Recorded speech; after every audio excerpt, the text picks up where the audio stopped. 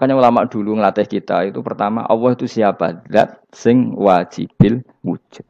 Itu satu filosofi yang luar biasa.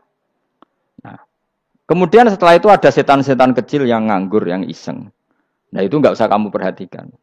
Tinggal delok TV, ngopi, terus tinggal nyate kelata. Enggak saya tamak, pingsan dewe. Syukur-syukur stres dewe.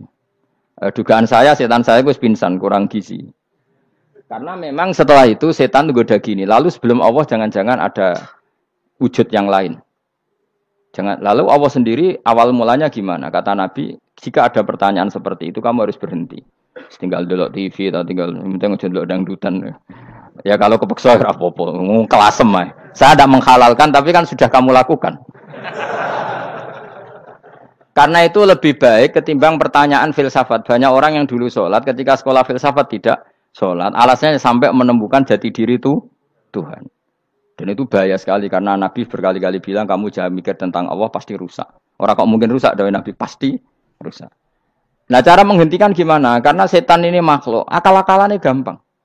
Tadi tak warai, saya sebagai ulama atau sebagai manusia atau sebagai orang awam atau sebagai siapa saja, kadang ada pertanyaan seperti itu. Tak tinggal anggeling darmo, kan pusing setan. Ini kan ngenteni. Weh, ngenteni bar lo anggeling darmo. Bariku aku lesu mangan mie.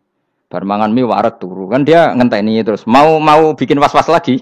Ternyata saya sibuk kan enggak bisa masuk dia.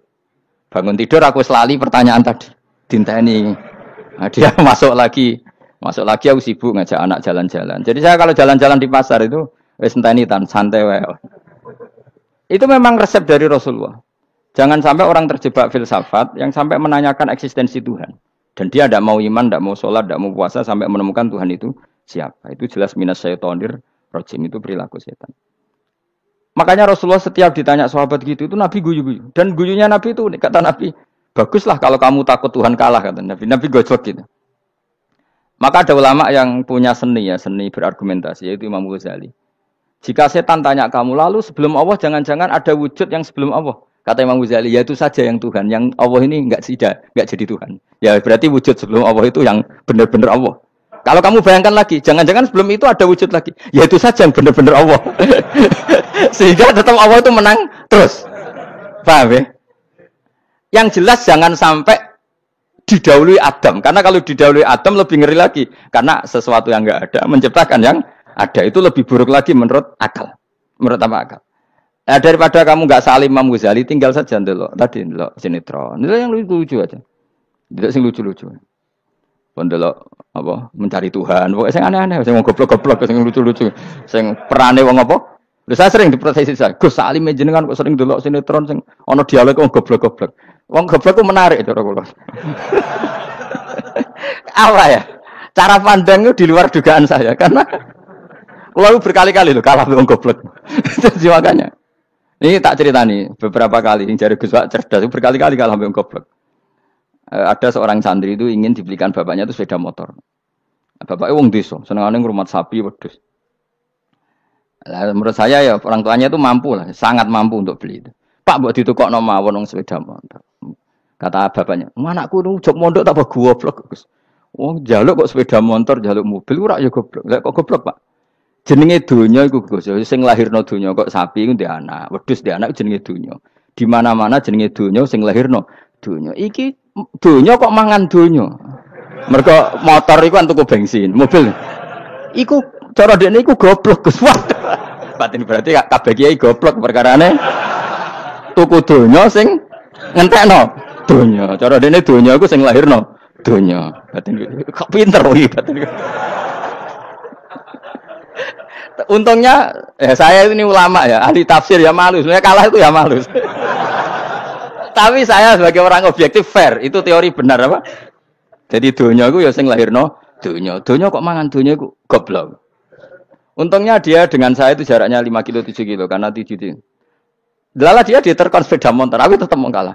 Pak, nanti jalan kaki saja. Karena kalau pakai motor ini kegoblokan kata saya. Terus mendingan nih. Loh Gus mau kalah tadi.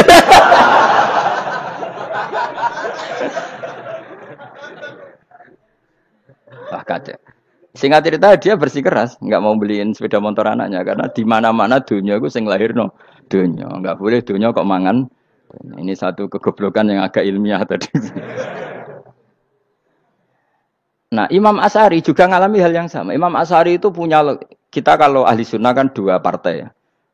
Ya, di dalam ahli sunnah itu hanya ada dua partai juga. Kalau nggak Asy'ari ya Maturidi. Ya, dan sama-sama alim. Ya kalau terpaut ya paling 5%, 7%. Ya. Kealimannya Asy'ari dan Maturidi. Imam Asy'ari itu bikin logika yang jelimet. Seperti saya sekarang ini. Logikanya jelimet, tapi permanen. Jadi yang saya ajarkan tadi itu logika yang jelimet tapi apa? Permanen. Karena tadi alam raya ini kadung wujud. Kalau kadung wujud pasti pewujudnya yang menciptakan wujud pasti adalah kewujudan. Karena al-adam la yu'athiru syai'an. Di mana-mana kenihilan tidak yu'athiru syai'an. Ya sepakat ya, gampang kan? Tentu wujud ini prima disebut wajibil wujud. Lalu Imam Asy'ari itu bersikeras. Kalau imanul muqallid itu tidak diterima. Terus banyak yang keberatan ulama, tapi Nabi nyatanya yaktafi bi imanil a'rab al khalina anin nadur. Nabi nyatanya mencukupkan imannya orang-orang Bedui yang mereka itu kayaknya tidak bisa mikir. Ya, Nabi yaktafi bi imanil a'rab itu wong desa al khalina anin nadur yang mereka itu tidak bisa apa? Berpikir. Ingat cerita Imam Asy'ari survei. Coba ayo kita tanya orang-orang kampung. Ternyata kegoblokan orang kampung itu ya ilmiah, masyhur itu. Imam Asy'ari saja harus belajar dari wong awam, wong goblok-goblok. Kita kok ingin ya Badawi bima arafta rabbak. Kowe kok iman be Allah iku bima arafta rabbak. Lalu kamu tahu Tuhan kamu atas nama apa? Dengan logika apa? Jawabnya enak ya.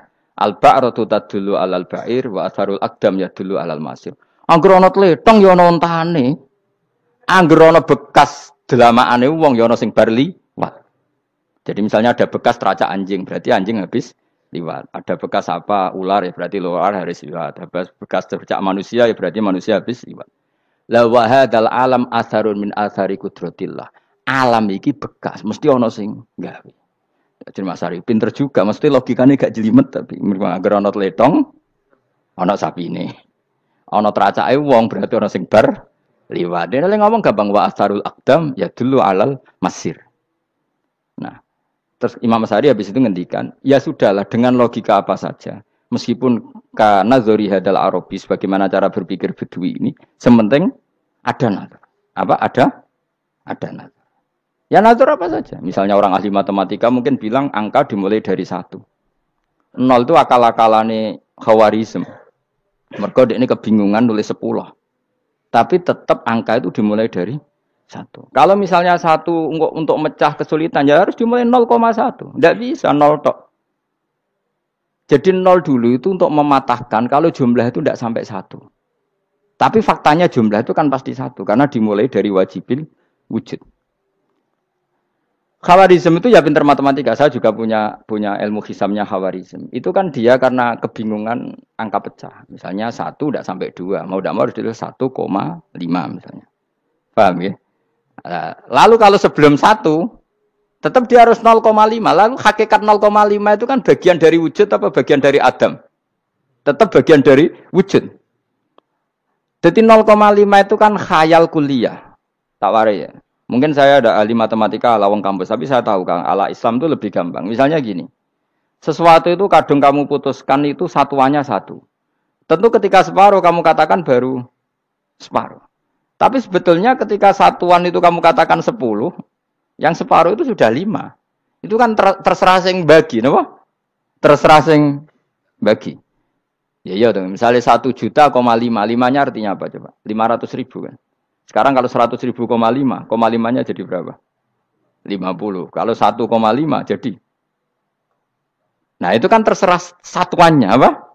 Tapi tetap dari 0,5 itu tetap menunjuk sesuatu yang wujud. Yaitu 5-nya sebetulnya apa? 5 yang separuh tadi. Paham sih kalau maksud? Tetap nggak bisa sesuatu dimulai dari apa? 0. Nah, makanya kata Abdul Hamid Khan kalau dalam mendidik tauhid, itu gampang saja tadi. Alam raya ini kadung maujud, kalau kadung maujud pasti disebabkan oleh sesuatu yang wujud. Karena wujud pencipta harus berstatus prima. Lah prima ini atau premium ini kita sifati wajibil wujud. Atau kamu katakan apalah kausa prima atau musabibul asbab. Nah kelirunya kita dalam berislam itu, kritiknya para ulama, kita ini nyebut Allah dulu baru menceritakan status Allah. Kalau zaman Nabi itu dibalik. Status wajibil wujud itu kita terangkan dulu, baru yang oleh Islam itu namanya Allah. Paham ya? Kan beda, misalnya gini logikanya gini, kamu ketemu orang ateis, saya ulang lagi, kamu ketemu orang ateis, terus kamu ditanya, lalu alam ini yang menciptakan siapa? Allah Jalla Jalaluh. Mesti kan tanya, man huwa Allah, Allah itu siapa? Kalau dulu Islam mengajarkan enggak gitu. Surat pertama turun apa coba? Iqra. Iqra itu enggak nyebut kata Allah. Iqra bismi rabbika. Rabbika itu siapa? Alladzi khalaq. Sebutlah nama Tuhan. Yang berhak menyandang Tuhan adalah zat yang pencipta. Itu tidak ada kata Allah. Di surat Mudatsir, surat kedua. Ya ayyuhal mudatsir kum fa'anzir wa rabbaka fakabbir. Bukan Allah fakabbir, wa rabbaka fakabbir. Sehingga cara berpikir gini dibalik. Sebutlah Tuhan kamu. Tuhan itu siapa? Yang berstatus Tuhan adalah zat yang berstatus pencipta. Nah, lalu pencipta ini oleh Islam dinamai Allah. Kalau orang ateis kamu langsung bilang Allah, man huwa Allah, berarti pertanyaannya Allah itu siapa? Lalu kamu jelaskan Allah adalah pencipta. Allah adalah wajibil wujud. Tentu lebih gampang kamu terangkan. Makanya Al-Qur'an menerangkan amukhuliku min ghairi syai'in. Maknanya saya di sini maknanya ya Allah, apa? Allah. Apakah mereka diciptakan tanpa pencipta? Tentu setelah Islam tahu itu namanya siapa? Allah. Paham ya? Kalau balen malih. Jadi sebetulnya Quran itu ngajari kita itu ilmu mantik yang luar biasa. Misalnya ya Yuhanna su'budu siapa? Rabbakumul ladzi khalaqakum walladzina min qablikum. Sembahlah Tuhan. Tuhan itu siapa? Pencipta kamu dan pencipta orang-orang sebelum kamu. Lalu Tuhan ini oleh Islam dinamai Allah. Tapi kalau langsung kamu bilang ke orang ateis atau orang Uni Soviet, Allah itu Tuhan, Allah itu siapa? Sebab itu di beberapa ayat dijelaskan dulu status Allah. Sifatnya Allah, keakhasan Tuhan. Yang dikatakan Tuhan adalah zat pencipta. Kalau tidak pencipta berarti tidak Tuhan. Sekarang Yesus pencipta bumi apa enggak? Enggak, karena dia lahir sudah di bumi. Begitu juga Fir'aun. Fir'aun itu kalah telak sama Nabi Musa gara-gara logika ini. Ketika Nabi Musa ditanya Fir'aun, "Wama Rabbul Alamin?" Lalu Tuhan itu siapa? Kata Musa, Rabbus samawati wal ardi, yang menuhani langit dan bumi. Jadi Fir'aun, "Ndak, ma'alim tulakum min ilahin wairi." Saya jalan-jalan kemana-mana yang dikatakan Tuhan oleh masyarakat saya kok. Nah, kurang ajar Fir'aun. Terus kata Musa, "Ya Tuhanku yang di langit." Terus manggil Haman Mesir, "Ya Haman ibn Ili sorkhalla ali abluhul asbab samawati fa'attali ila ilahi." Musa, "Haman, bikinan saya piramida yang tinggi. Aku akan lihat Tuhannya Musa. Ada enggak di sana?" Padahal misalnya munggah tenan di pangeran ra iso didelok kan repot Nabi Musa. Wah, parah ya, nggak piramida nginceng pangeran teprak itu kan. Akhirnya Musa pakai logika. Ya sudah gini saja, Rabbukum wa rabbu abaikumul awwalin, yang menuhani nenek moyang kamu yang dulu-dulu. Itu langsung fabuhita Fir'aun. Fir'aun tuh kaget sekaget-kagetnya. Dan para penggawa Fir'aun sadar. Wah, kalau Fir'aun yang Tuhan, babanya tanpa Tuhan. Kan Tuhannya balita kan gitu kira-kira. Tuhannya balita. Tuhannya barulah. Itu kan jadi logika yang mematikan. Kalau Fir'aun Tuhan berarti babanya dulu yang wujud itu tanpa Tuhan. Karena Tuhannya barulah. Ini ada Tuhan kok datang terlambat ini kan. Akhirnya para punggawanya Fir'aun iman. Macam gendeng ya, Fir'aun itu gendeng. Itu pentingnya logika. Rabbukum wa rabbu abaikumul awwalin.